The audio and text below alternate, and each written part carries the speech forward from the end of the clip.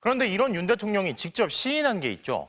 바로 부정선거 의혹 때문에 계엄군을 중앙선관위로 보냈다는 겁니다. 대법원에서도 또 어떤 수사기관에서도 단 한 번도 입증된 적 없는 근거 없는 음모론에 취해 헌법기관인 선관위를 짓밟고 민간인인 노상원 전 정보사령관은 야구방망이와 케이블 타이까지 준비했는데요.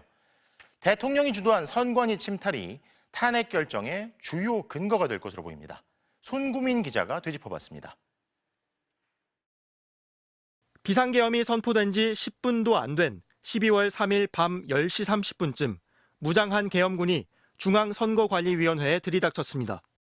야간 당직자 등 5명의 핸드폰을 압수하고 행동 감시 및 청사 출입 통제를 실시하였습니다.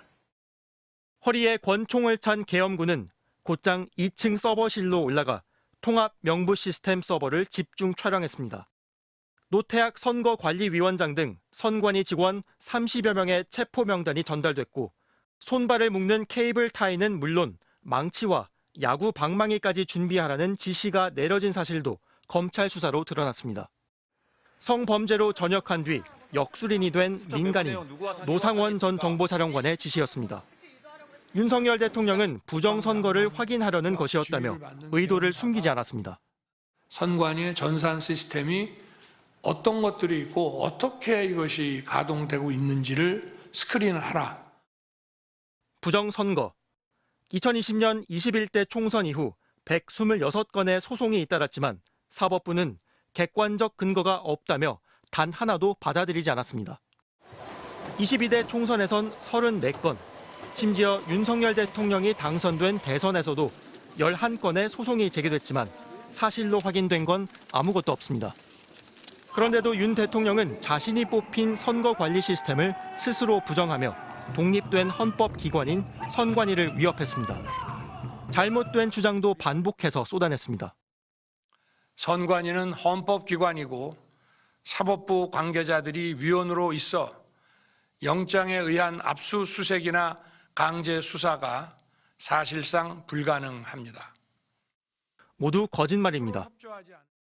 중앙과 지역 선관위에 대한 수사기관의 압수수색은 5년간 181차례, 그중 165건은 윤 대통령 취임 이후 이뤄졌습니다. 그런데도 영장 없이 선관위 직원들을 체포하고 영장 없이 서버 반출까지 시도했습니다.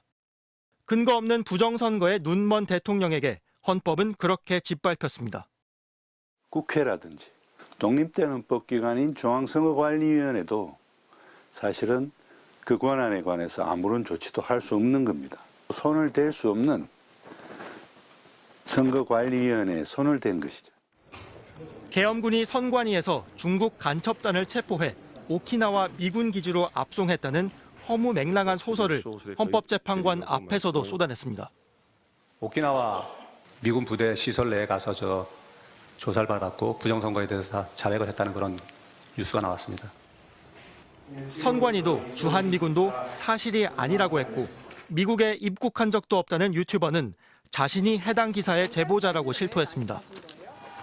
극우 유튜버들의 음모론에 취해 헌법을 유린했던 대통령의 심판을 앞두고 서부지법에 난입했던 폭도들과 윤 대통령 지지자들은 지금도 곳곳에서 부정선거를 외치고 있습니다. MBC 뉴스 손구민입니다.